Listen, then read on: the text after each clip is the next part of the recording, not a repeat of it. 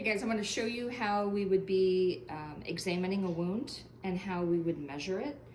So in lecture, we're going to talk about a couple of different methods.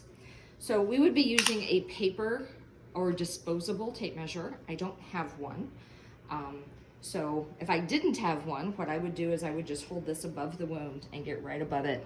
And what I'm going to do is I'm going to measure the longest length and the widest width we have. So this would be about 7.5 centimeters.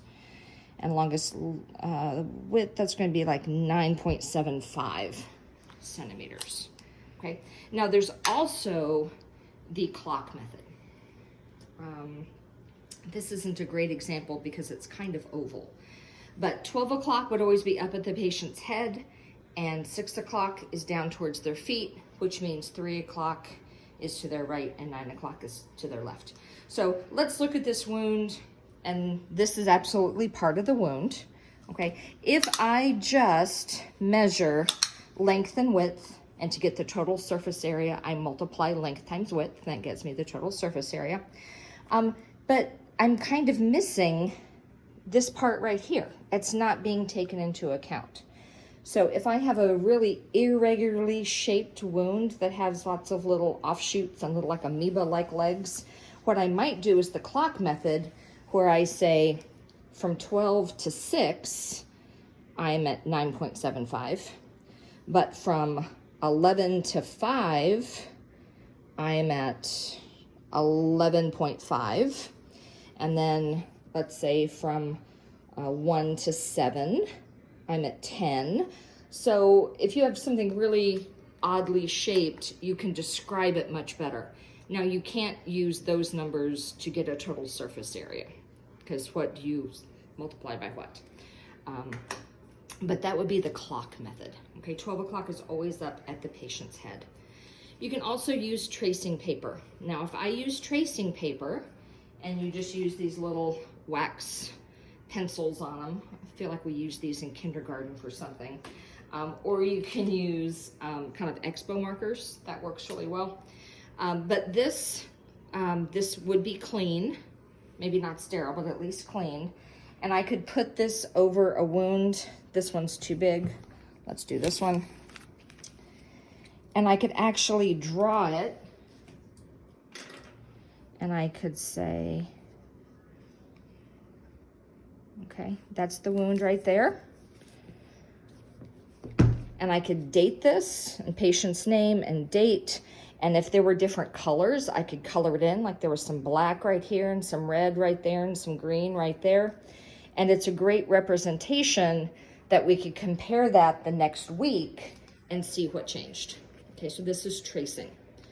Now, you might say, why in the world would we do that when we all carry a camera in our pocket? Why don't we just take a picture? Well, now that's possible. So now it's more likely that you would just be taking a picture of the wound, printing it out, dating it, or putting it in some kind of file that your unit uses.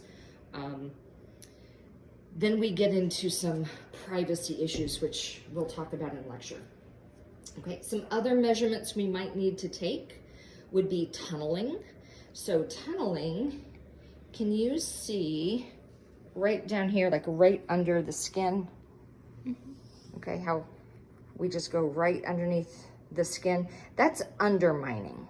Okay, I think of that as like the top of a Coke can. If I open the top of a Coke can, it looks like the opening is just this big, but if I could put something in there and get all under the lid, you go, wow, this is a really much wider wound.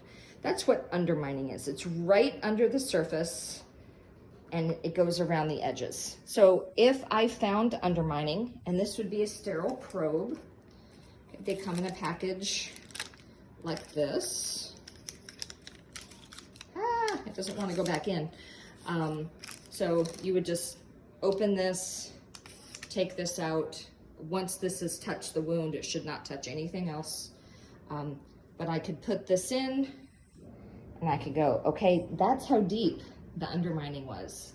And I could measure that, and I could say that is 3 centimeters. So we have 3 centimeters of undermining from 1 o'clock to 11 o'clock. Okay. Now the other type of wound deficit you might see is tunneling. So tunneling, can you see this tunnel right here?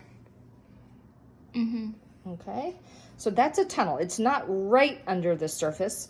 Tunnels usually occur along a fascial plane. And so this could have been covered up with some pussy kind of goo, but I would take my nice little sterile probe and I would examine the wound very carefully, and I might go boop and like break into a little pocket. Go, wow, let's see how deep that is. It's that deep. Let's see our measurement. And our measurement, that is about 3.5 centimeters tunneling. And I could say there was a tunnel, where was that? Right about 7 o'clock. 3.5 centimeters at 7 o'clock. Okay, so we have lots and lots of different wounds that we can examine here, but that's the basics of measurements that you might want to include in your note.